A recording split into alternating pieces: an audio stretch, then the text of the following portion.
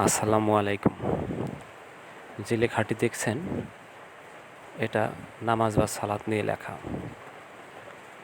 এরকম লেখা সোশ্যাল মিডিয়াতে প্রচুর পাওয়া যাচ্ছে। এই লেখার মূল উদ্দেশ্য হলো কোরআনে যে সালাতের কথা বলা হয়েছে সেটা আসলে বর্তমান যে প্রচলিত সালাত এরকম নয়। এটাই তাদের অভিমত। তারা হয়তো জেনে শুনে বুঝেই এই অভিমত প্রকাশ করছে। এখন আমরা যারা প্রচলিত পদ্ধতিতে সালাত আদায় করছি তাদের প্রশ্ন হলো,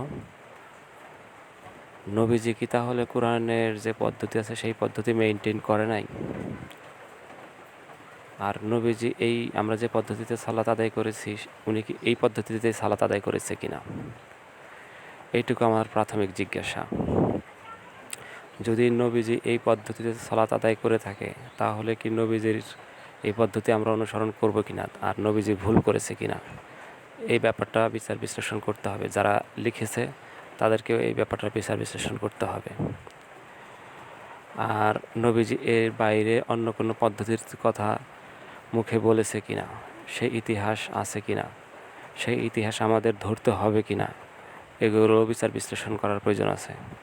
সালাত নিয়ে আমি ধারাবাহিক কিছু ভিডিও বানানোর চেষ্টা করব এবং সেখানে বিভিন্ন তথ্য এবং উপাত্ত বিশ্লেষণ করার চেষ্টা করব।